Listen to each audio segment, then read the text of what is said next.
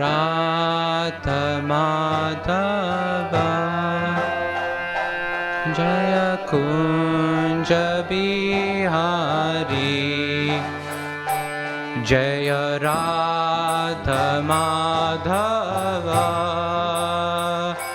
Jaya Kunja Bihari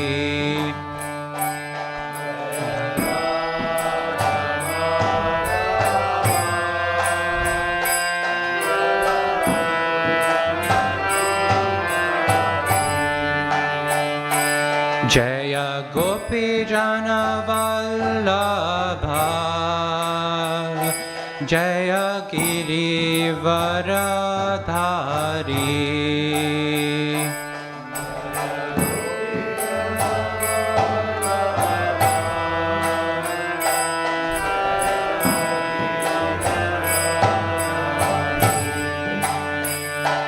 Jaya Gopi Jana Vallabha Jaya Giri Varadhari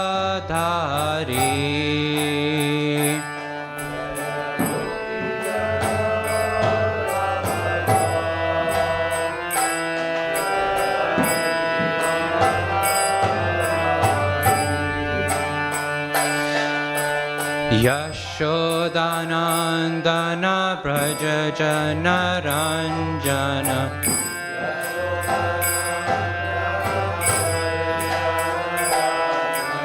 Yashodanandana Braja Jana Ranjana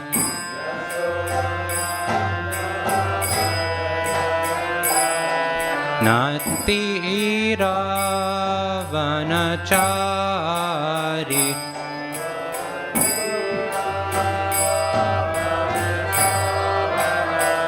Yamunatira Vanachari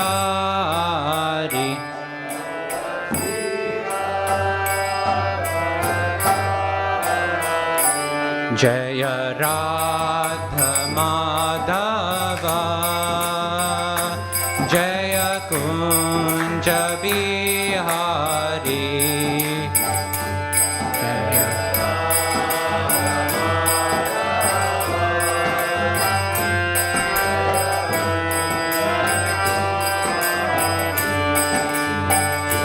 Hare Krishna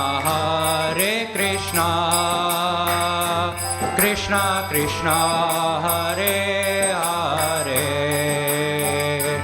Hare Rama Rama Rama Hare Hare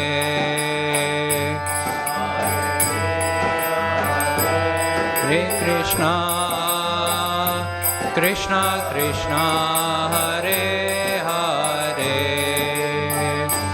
Hare Rama Rama Rama Hare Hare Hare Krishna Krishna Krishna Hare Hare Hare Rama Rama Rama Hare Hare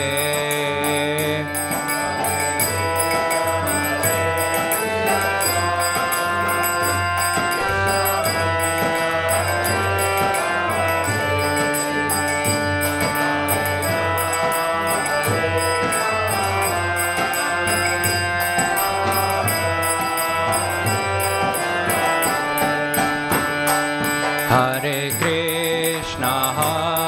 Krishna Krishna Krishna Hare Hare Hare Rama Rama Rama Hare Hare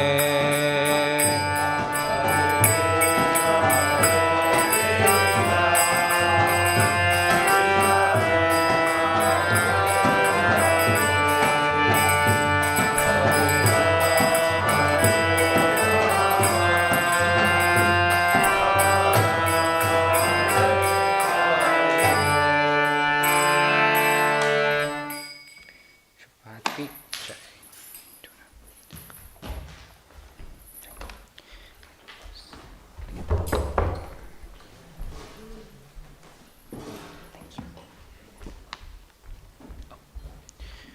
Thank you. Om Namo Bhagavate Vasudevaya.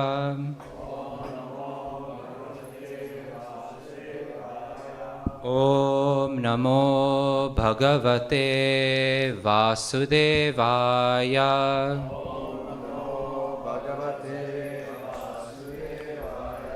Om Namo Bhagavate Vasudevaya.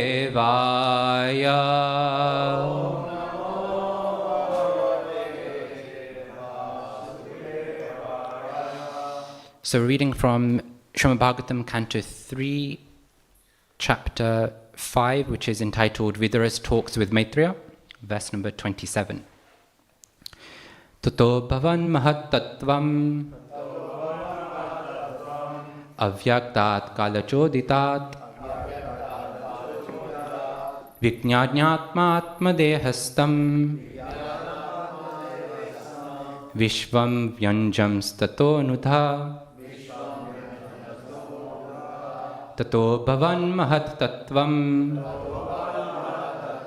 Avyaktat kalachoditat Vijñānātmā dehastam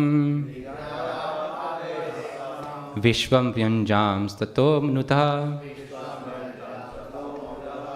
Tato bhavan mahat tattvam Avyaktat kalachoditat Vijñānātmā dehastam Vishvam vyanjam stato nutaha.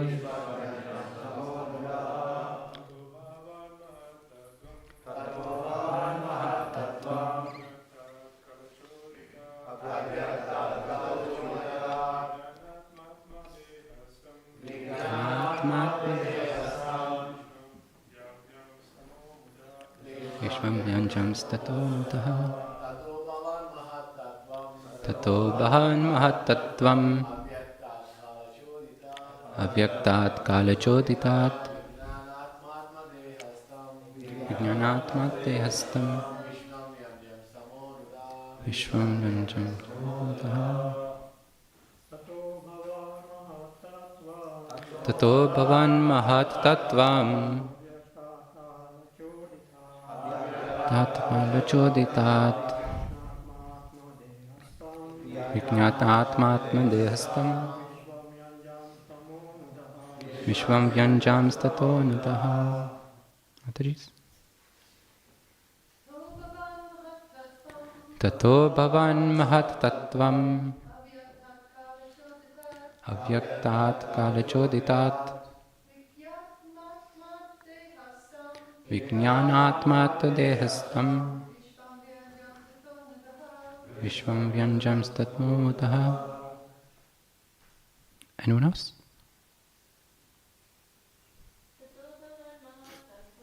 Tato bhavan mahat tattvam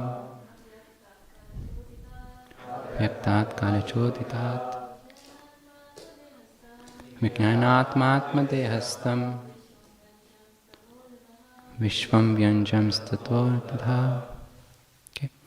Word for word. Tata, thereafter. Abhavat, came into existence.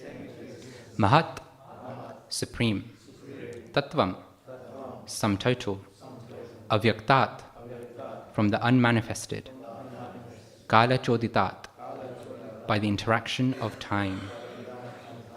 Vijñāna atma, unalloyed goodness. Atma dhamstehastam, Atma dehastam, situated on the bodily self. Vishvam, complete universes. Vyanjan, manifesting. Tamanudha, the supreme light. Translation and purport by His Divine Grace A.C. Bhaktivedanta Swami Srila Prabhupada ki. Thereafter, influenced by the interactions of eternal time, the supreme sum total of matter, called the Mahat Tattva, became manifested, and this Mahat Tattva, the unalloyed goodness, the Supreme Lord, sowed the seeds of universal manifestation out of his own body. If you'd like to repeat after me.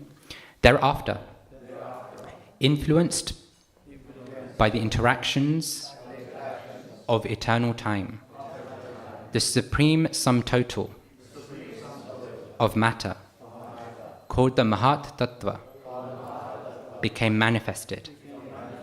And in this Mahat Tattva, the unalloyed goodness, the Supreme Lord, sowed the seeds of universal manifestation out of his own body. Purport. In due course of time, the impregnated material energy was manifested first as the total material ingredients. Everything takes its own time to fructify, and therefore the word Kala Choditat, influenced by time, is used herein. The Mahat Tattva is the total consciousness because a portion of it is represented in everyone as the intellect. The Mahat Tattva is directly connected with the supreme consciousness of the Supreme Being, but still it appears as matter. The Mahat Tattva, or shadow of pure consciousness, is the germinating place of all creation. It is pure goodness with the slight addition of the material mode of passion, and therefore activity is generated from this point. Mangacharan. Om Jnana Timirandasya Jnananjana Shalakya Chakshurun Militam Yena Tasmai Shri Gurave Namaha Shri Chaitanya Manobhishtam Stapitam Yena Bhutale Swayam Rupa Kadameyam Dadati Swapadantikam Vandeham Shri Guru Shri Yuta Padakamalam Shri Gurun Vaishnavamascha Shri Rupam Sagrajatam Sahagana Raghunatanvitam Tam Sajivam Sadhavetam Savadutam Parijana Sahitam Krishna Chaitanya Devam Shri Radha Krishna Padan Sahagana Lalita Shri Vishakhanvitamascha He Krishna Karuna Sindho Dinabandho Jagatpate Gopesha Gopika Kanta Radha Kanta Namustate Tapta Kanchana Gaurangi Radhe Vrindavaneshwari Vrishabhanu Sute Devi Pranamami Hari Priye Vancha Kalpatarubhyascha Kripa Sindhyubhe Evacha Patitanam Pavanebhyo Vaishnavebhyo Namo Namaha Namo Vishnu Padaya Krishna Prishtaya Bhutale Shrimate Bhaktivedanta Swami Nityanamine Namaste Saraswati Deve Gauravani Pracharine Nirvishesha Shunyavadi Paschatya Deshatarine Jai Shri Krishna Chaitanya Prabhu Nityananda Shri Advaita Gadadhara Shivasadi Gaura Bhakta Vrinda Hare Krishna Krishna Krishna Hare Hare Hare Rama Rama Rama Hare Hare. Shprabhat ki jai. So before I get into the verse, I'd like to summarize, kind of understand where we've got to in the Bhagavatam so far.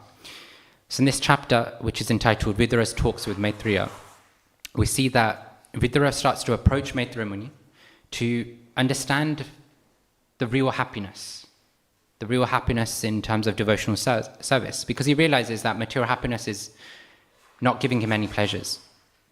And so he inquires about the process of devotional service, creation, and all these different things, all these different aspects of the Lord. And Maitreya Muni then starts to glorify Vidura for his inquiry, because he says that actually Vidura is showcasing true taste of Krishna Katha. And we understand that Krishna Katha is the summum bonum of any spiritual practice. This idea of glorifying the Lord, the idea of discussing the Lord's pastimes. And that's what we as devotees live for. We're not interested in politics. We're not interested in the drama series on TV. We're not interested in any of these things, because what is enlivening for the soul is Krishna Katha, is discussions about the Lord and his devotees. And so Maitreya Muni starts to narrate about the Lord's pastimes. He starts talking about the material manifestation through the Lord's external energy, Maya. And in verse 26, I'll just read the translation out. We came to the supreme living being in his feature as the transcendental Purusha incarnation, who is the Lord's plenary expansion, impregnates the material nature of three modes. And thus, by the influence of eternal time, the living entities appear. So before I start talking about today's verse, I want to seek the blessings of all the assembled Vaishnavas, the senior devotees, and my friends, because I'm not a scholar, I'm not a learned person, and this idea of creation and how the Lord creates is very much beyond my realization.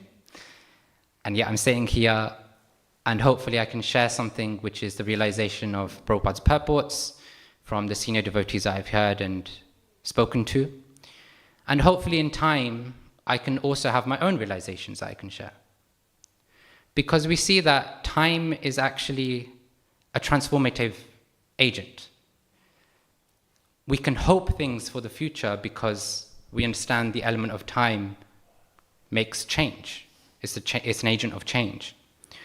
We see there's a pastime with Srila Prabhupada where he was sitting in a park, I think in America, and he was just speaking to a person on the bench. And what was the discussion? He was saying that I have all these temples all around the world, but he says, only time separates me from them. So even Prabhupada recognizes that time is just a change agent.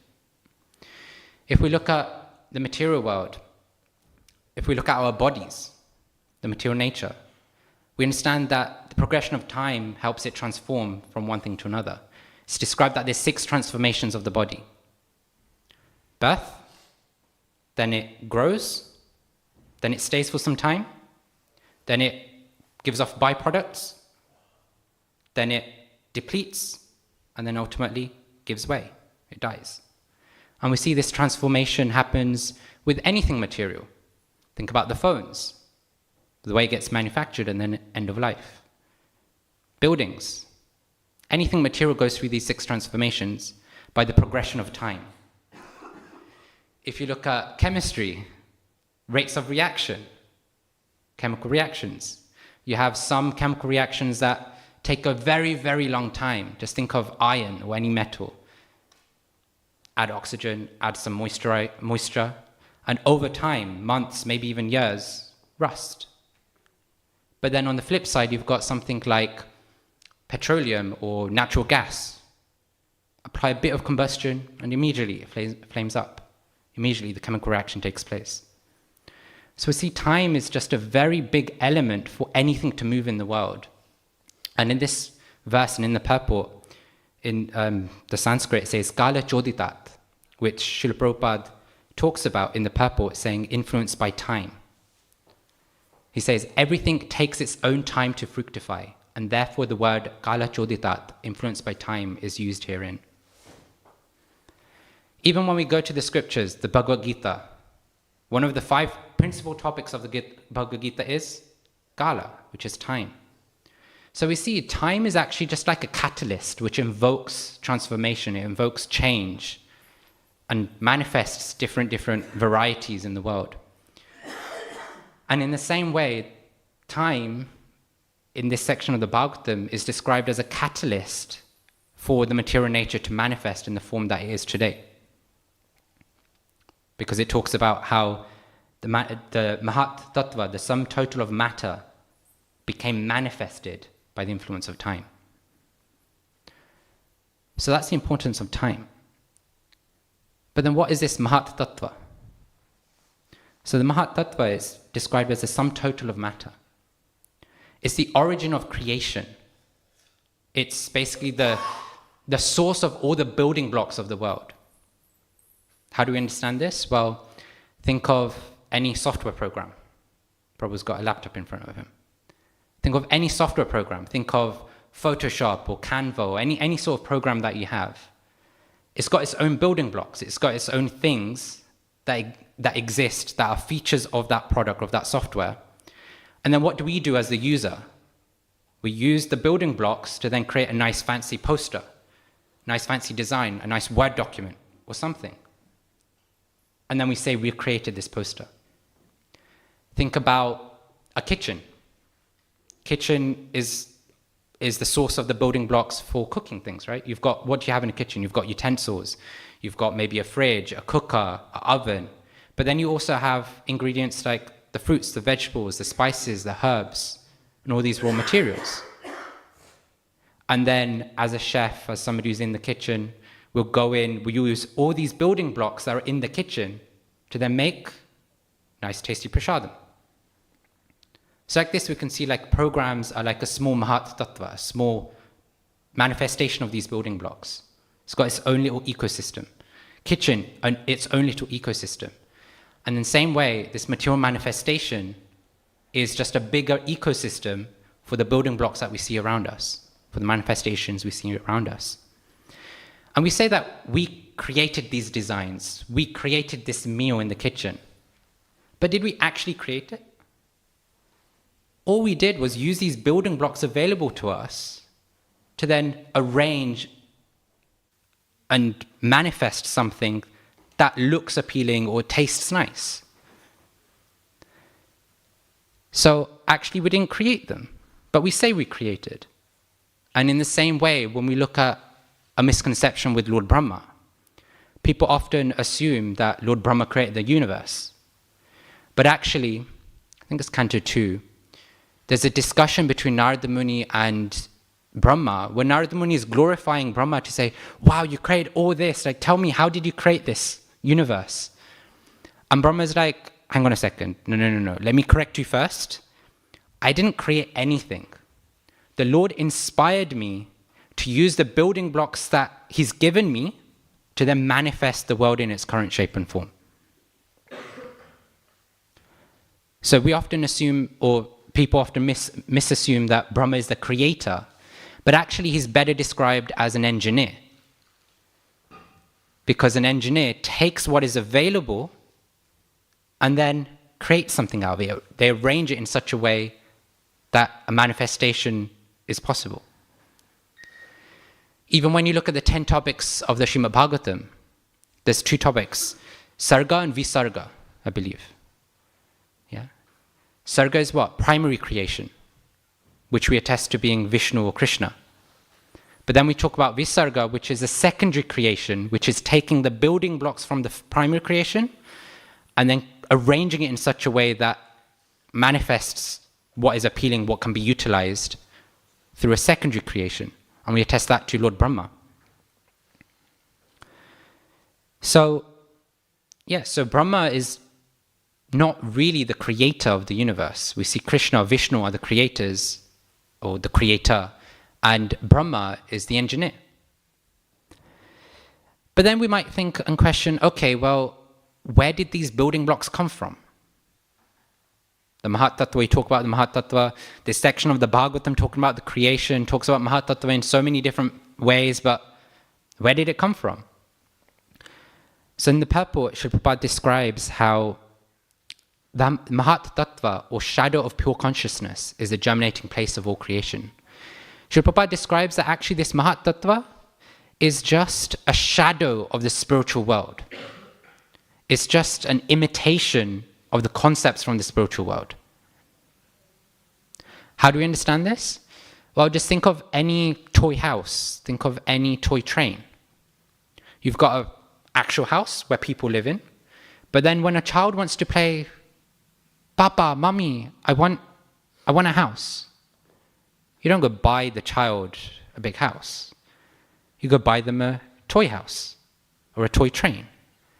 And what do they do with that?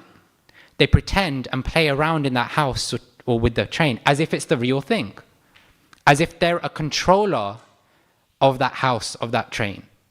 And in the same way, the Lord manifests this world for us so that we can experience what it's like to be the controller, the enjoyer, the proprietor of this toy world.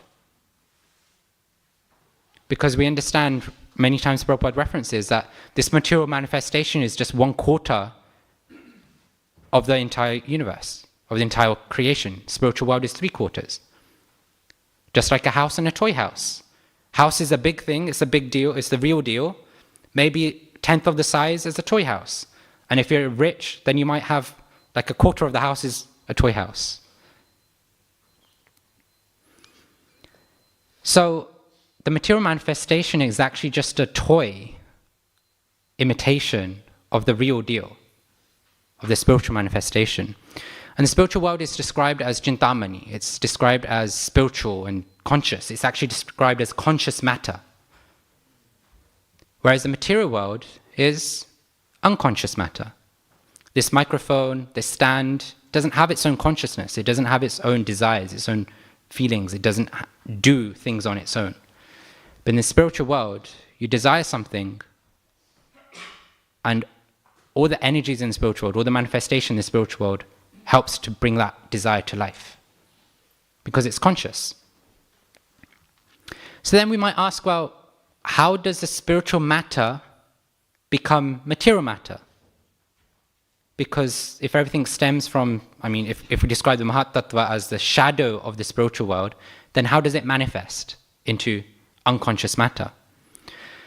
So then we can go through Sankhya Yoga, or Sankhya philosophy, which is somewhat described in this chapter, but then it's also described by Kapila Muni, or Kapiladev in, I think it's later on in this canto, chapter 26, 29, something like that,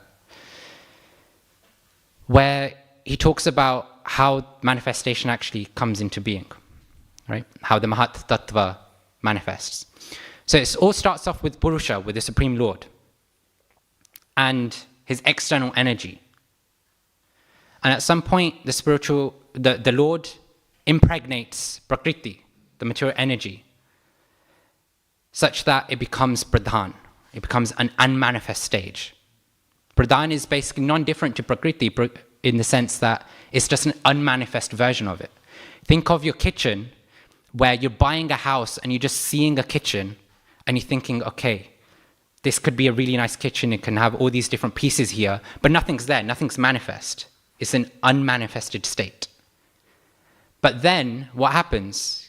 Maybe you buy the house, you start populating the kitchen with ingredients, with utensils, etc. And in the same way, that pradhan, over the course of time, starts to become manifest as Mahat Tattva, as all the ingredients that then go inside that kitchen. You've now got all the utensils because you've bought them all. And Mahat Tattva in some places is also described as cosmic intelligence. It's basically the Supreme Lord's intelligence, the Buddhi.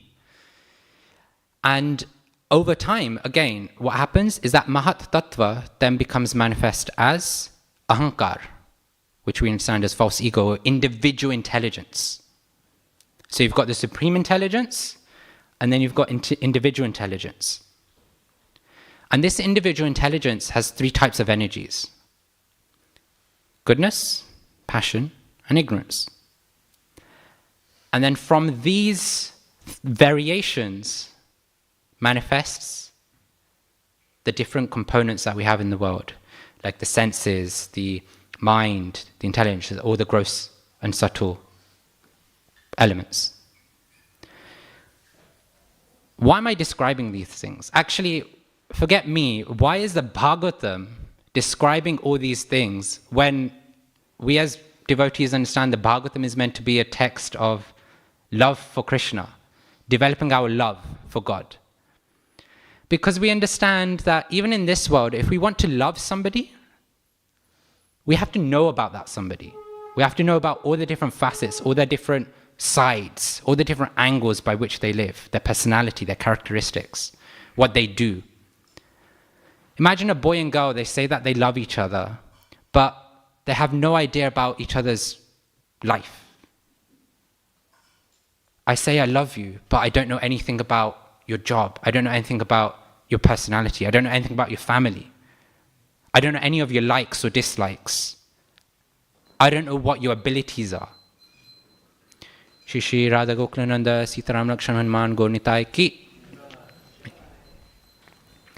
So can we actually say that we love that person? Because we can only love somebody if we know about them. Because love is also an expression. If we don't know what that person likes, if we don't know anything about the person, how can we express love in a way that they'll receive love, in a way that they'll receive or feel wanted? We can't. So in the same way, Bhagavatam, yes, it's a text that describes and helps us develop our love for Krishna, but it's a text that helps us know Krishna so that we can love him better. And even in the Bhagavad Gita, we see that there's two ways that we can understand the Lord through his external energy, his material manifestation. Especially in chapter 7, Krishna goes through this. One is as seeing Krishna within the creation. Rasaham Apsakonteya, he's the taste in water. Whenever we drink water, we can see that Krishna is present here. His energy is present here. But the other is seeing him as a source of creation. Because when we see that Krishna has a unique ability to manifest so much everything around us, we can appreciate Krishna. In the Bhagavad Gita, in 10:8, chapter 10, verse 8, he says, Aham sarvasya prabhavo matta sarvam pravartate iti matva bhajante mam buddha bhava samanvitaha. He says, quote, I'm the source of all spiritual and material worlds. Everything emanates from me. The wise who perfectly know this engage in my devotional service and worship me with all their hearts, unquote. The idea is that if we see Krishna as a source of creation, when we properly understand him as a source of creation, then we also have the opportunity to come to devotional service to Krishna.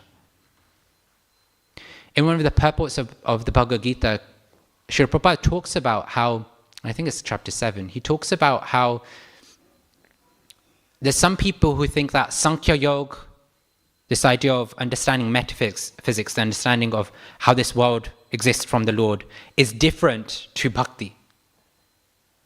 But actually, Prabhupada describes that the ultimate goal is the same, because once you understand how the world functions, naturally your appreciation for the Creator also manifests.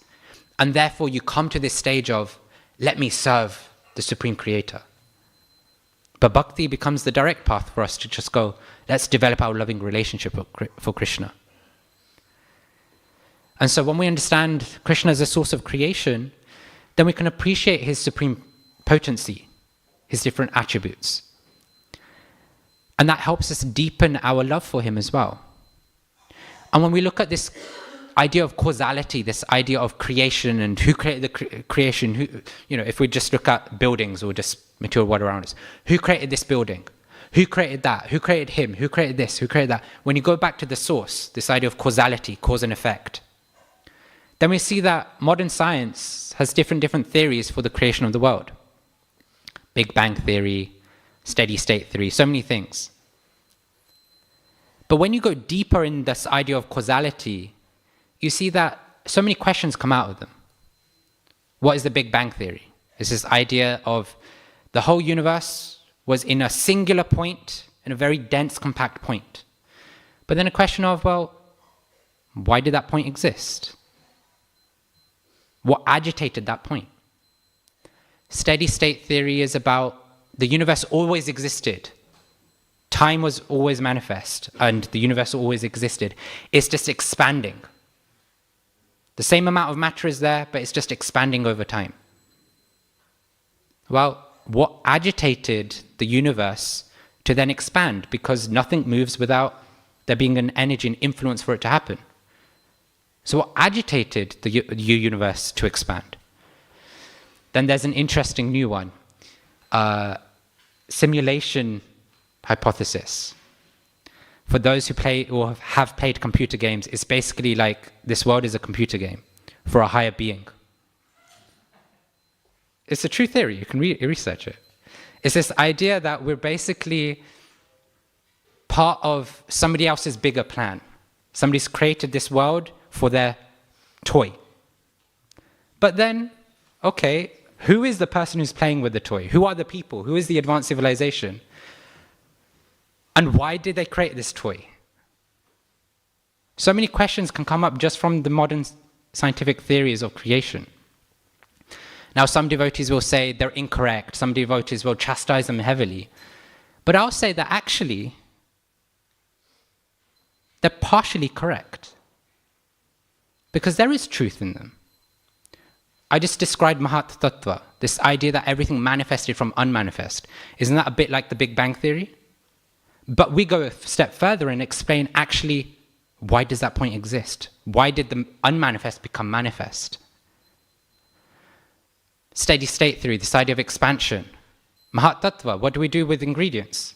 We use ingredients to build other things. We're expanding the universe. The same ingredients are there, but we're expanding our understanding of the world. Because the world is also expanding. Steady state theory is there in our philosophy. Simulation theory, 100% is there. Why? Because, sure, everybody's heard it. We came down to the material world because we wanted to enjoy life without Krishna.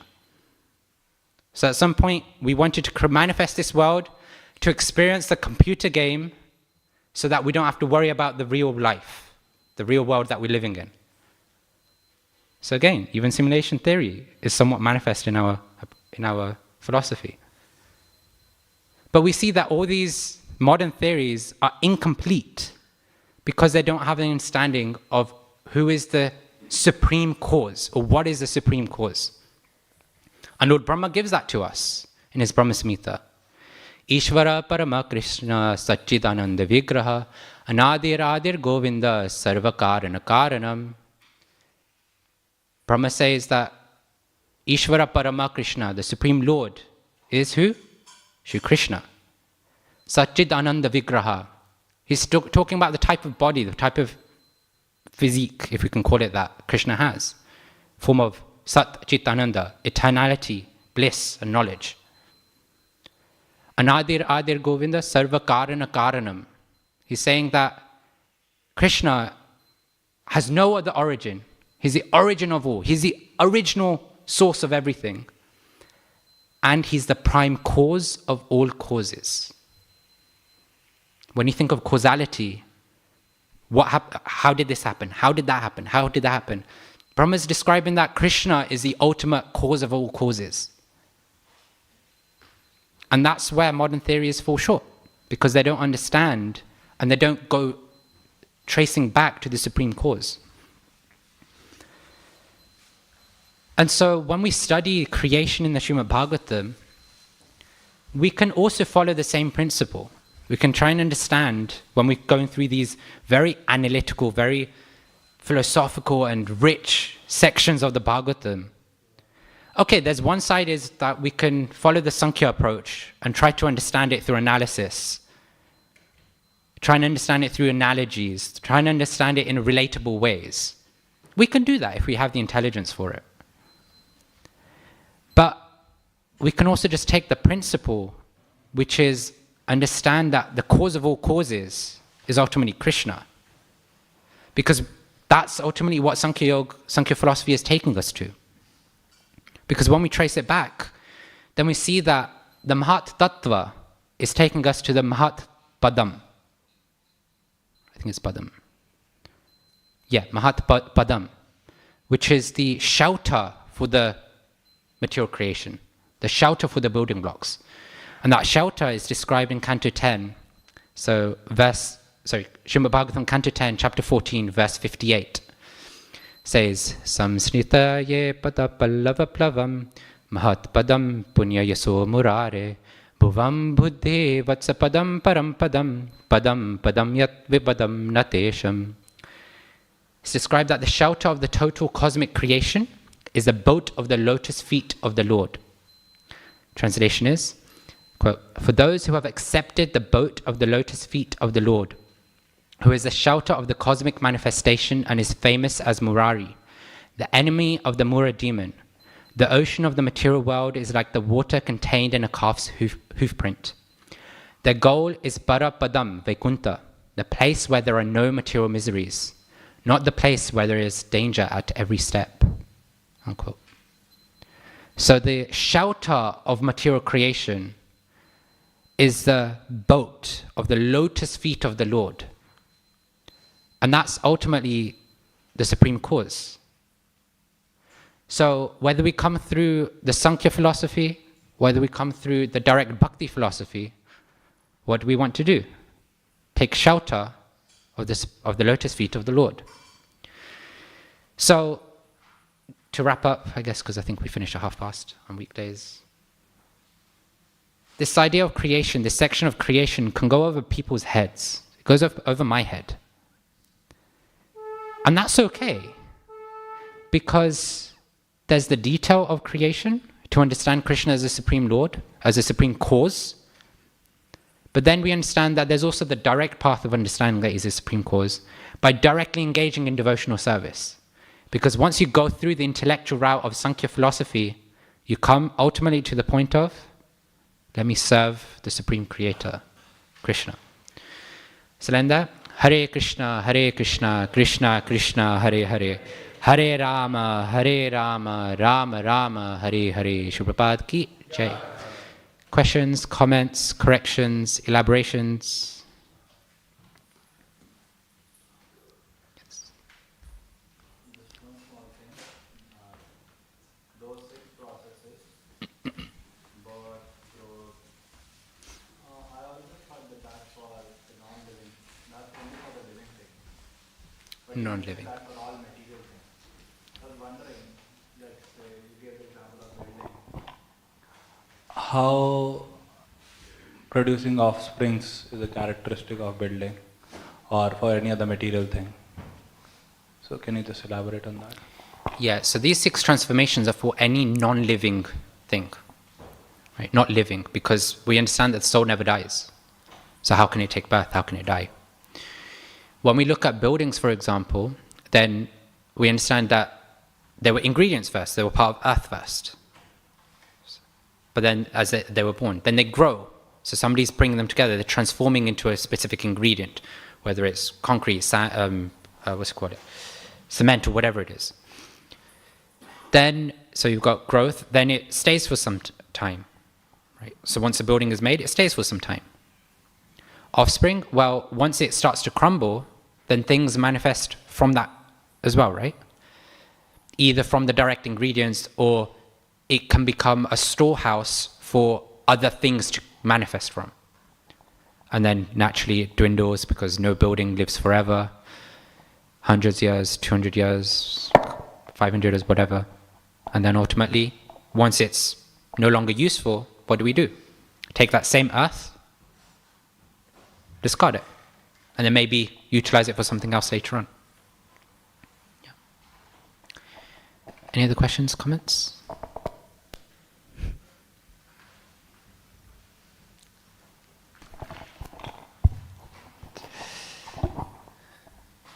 Thank you for the class, Prabhu. Mahatattva, in the text itself, it says Mahatattva is unalloyed goodness. And then later on in the purport, Prabhupada is continuing with that theme. It is pure goodness, but then he says with a slight addition of material mode of passion. So how do we understand this? If it's unalloyed, if it's pure goodness, but then he's saying, no, Thank you. A tinge of passion there. Yes.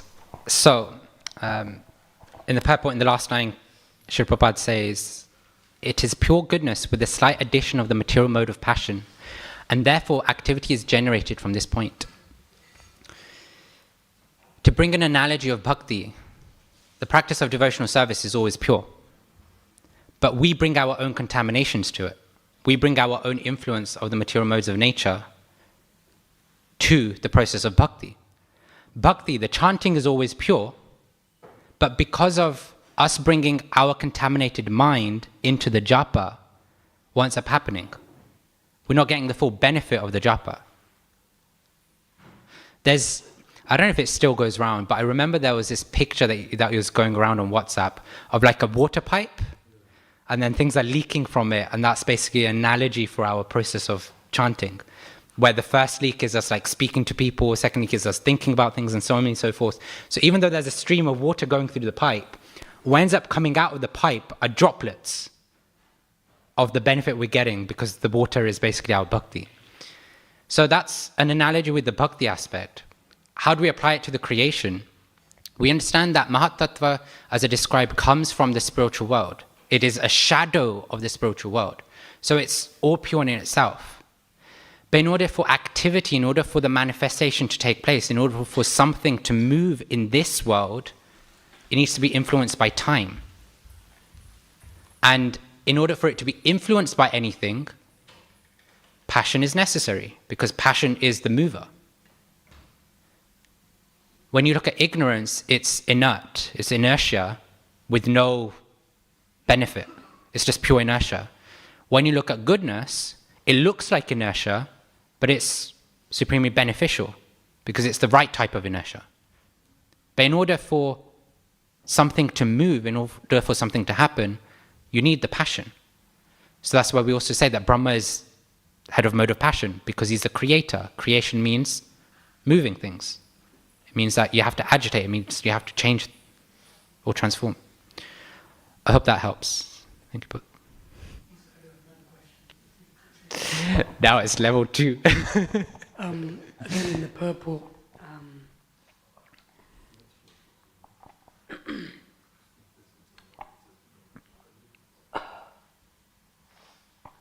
Mahatattva is the total consciousness because a portion of it is represented in everyone's intellect.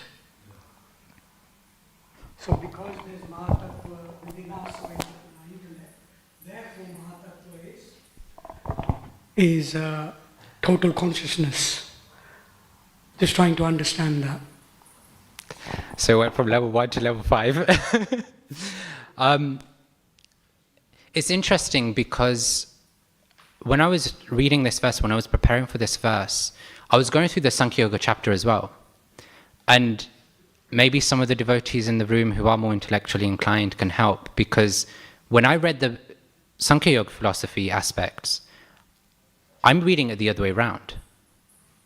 That it's from the Mahatattva that the individual intellect manifests. Because actually, even in the previous verse, we see that it follows the suit of the train of thought that Prabhupada's talking about, because he first impregnates the material energy to bring out living beings, right? So he talks about, and thus by the influence of eternal time, the living entities appear. And then he's talking about the Mahatattva being manifest. So I don't know, but I don't know if somebody else who is more intellectually inclined can help.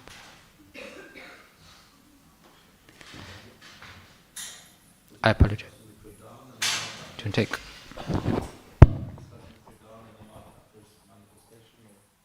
Yeah, so pradhan is the unmanifest. And then from pradhan comes the manifest, which is mahatattva, and then from mahatattva comes ahankar, which is the individual consciousness. But as Paramakaruna Prabhu was rightly saying here, in the purport, Srila Prabhupada's almost describing it like it's the other way around. The Mahatattva has an existence because a portion of it is represented in everyone as the intellect. I'm understanding the way you said the first one also. It's manifesting by the glance. Do you want to put the mic up? It's manifesting because of the glance of Mahavishnu on the pradhan. That agitates it to turn into the Mahatattva, and everything's coming from there. So at least that's how I read it as well. Thank you, Prabhu. Sorry. Any questions, comments? Thank you. Just to say what comes to mind for me in terms of the intellect, that the intellect is the final decision-making factor in terms of the mind and so on. So that the consciousness comes from the soul, but in terms of everyone's total consciousness is ultimately decided by the intellect. In terms of the decisions, that's what comes to mind in terms of the elements of the material nature. No, thank you. It's nice of you to see it as well. I think Brojan Prabhu. I'm going to the Bhagavad Gita, which is the basis of whatever I seem to understand about Krishna. It's in the chapter 11, the universal form. He says, O Lord of the universe, I see your body with many arms, many veils, expanded everywhere, without limit. I see no end, no middle, no beginning. Your form is difficult to see. Because of this glaring effulgence, Yet I see this glowing form of yours everywhere, adorned with beautiful crowns and clubs and discs. You are the supreme primal objective. You are the resting place of this universe. You are inexhaustible. You are the oldest. You are the maintainer of eternal religion, the personality of Godhead. This is my opinion. So, in this way, we can see the questioning has a purpose, and the purpose and the goal is bhakti. Yeah. So, that's what I take from the universal form. Yes. Ultimately, the philosophies culminate in bhakti. So we're practicing the direct path. So yes, thank you, Prajam Prabhu. Krishna. Any final questions, comments? Okay. Grantaraj Srimad Bhagavatam ki. Shubhapad ki.